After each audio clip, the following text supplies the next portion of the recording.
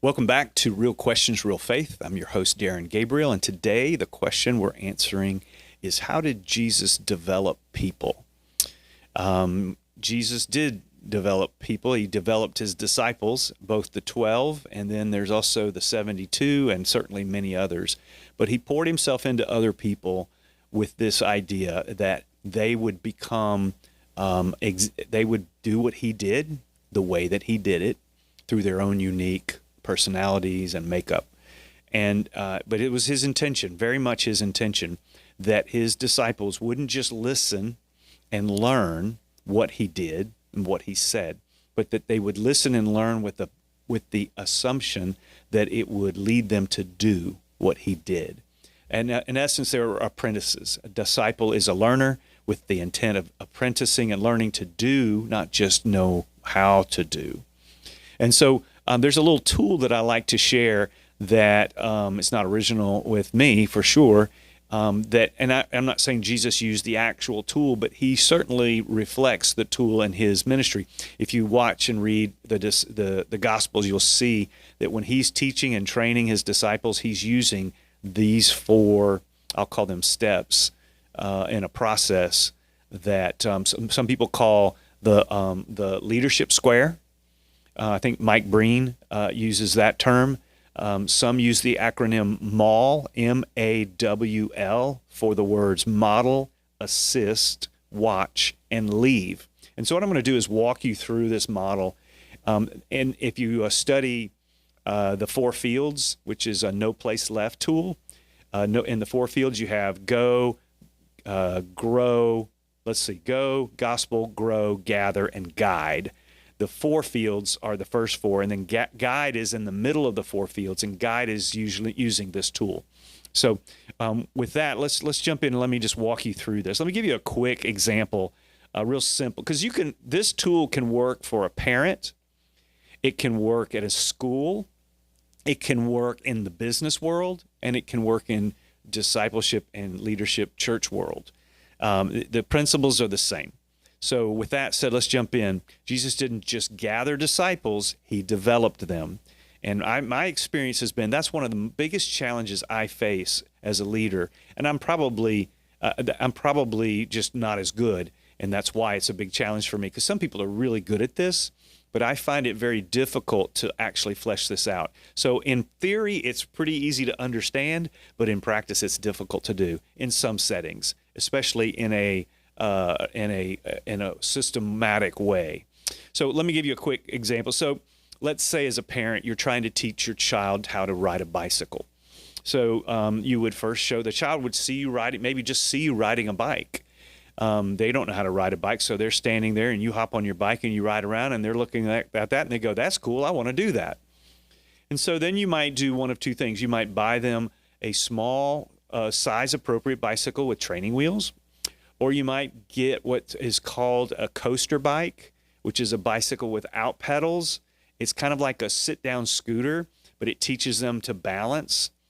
Regardless, what they would then do is then they would begin to learn on the coaster bike or on the training wheels bike how to ride, and they would get some feel for how a bicycle works. They'd learn how the pedals work, they could learn how the brakes work, but balance was still going to be a challenge on the training wheels bike. Now on the coaster bike, balance will come too, but there's no pedals. So you can see that they're taking steps towards that. Now, so the first step, so I want you to picture a square, and you're working your way around the square. So model, assist, watch, learn. So model would be the first step. This is where you show them what you're doing. This is what's going to happen. Assist is where you are doing it, but they can come alongside and participate.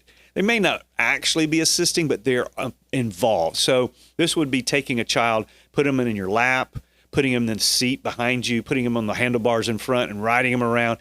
They're not really helping you. They're actually making it harder, but they're getting a feel with you. And then when you start to watch them, that's when they hop on the bike and they begin to pedal and try to balance themselves. And eventually you take those training wheels off, or if they're using the coaster bike, you put them on a bicycle with pedals and you use your hand behind their seat and you just kind of give them a help and you assist them as they try to do it.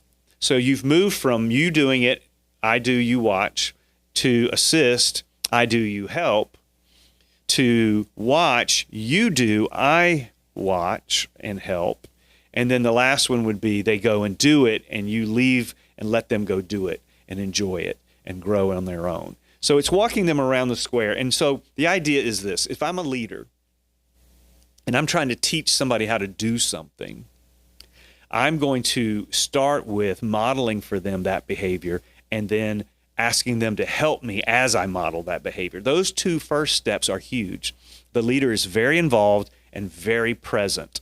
Now, as we work around the square to this third and fourth side, the leader is less involved. In fact, you can actually hold them back if you stay too involved, because what's supposed to happen is you then put the keys in their hands, so to speak, and they begin to do that. So let me use another example to kind of help you see how this works. So when I teach somebody how to lead a home group or a small group Bible study, okay?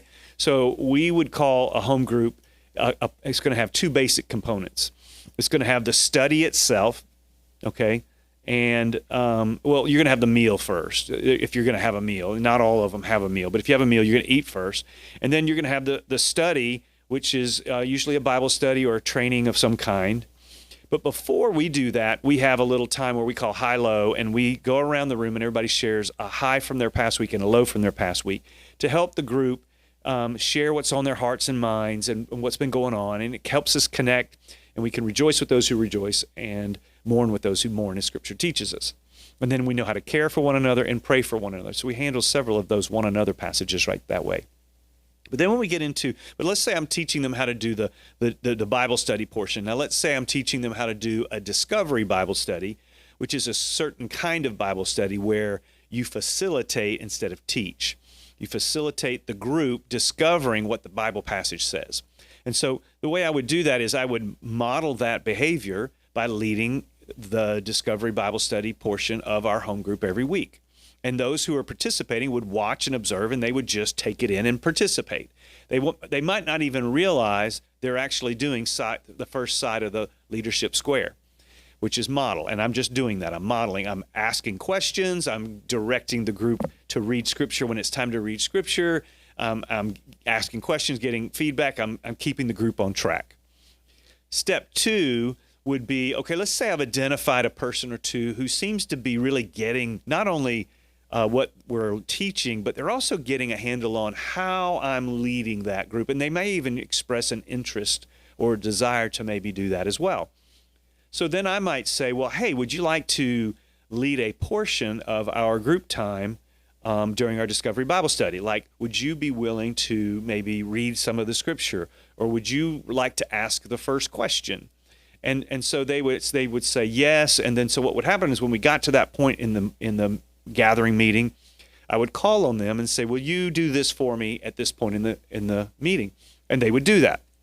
And so I'm there to assist if they need my help. They're doing just a piece. It's not overwhelming. They're wading in, and they're doing that. And then I gradually, over a period of weeks, I would give them more and more to do until they got to the place where they said, well, I think I can do the whole Discovery Bible Study. And so I would just say, okay, I'll be in the room. I'm not going to speak up unless you ask me a question. I'm just going to watch, observe, take notes, and we'll debrief afterwards.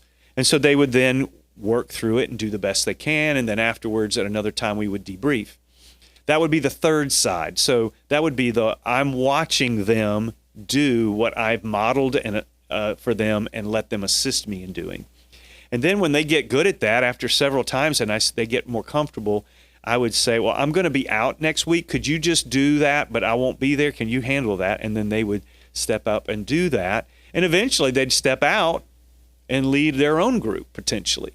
So that's kind of how it works. That's the idea of what, and the whole point of this is you're developing leaders. You don't just have students and all they do is consume content. They actually learn how to lead so that other groups can form, other groups can happen, and more people can be a part of these life-giving groups because we have more leaders.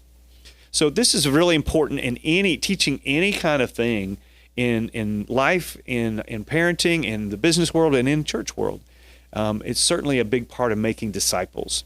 And so what you would then coach them to do is, as you send them out and launch them into the world to do. They are then to look for an apprentice in their group, someone they can walk around the square.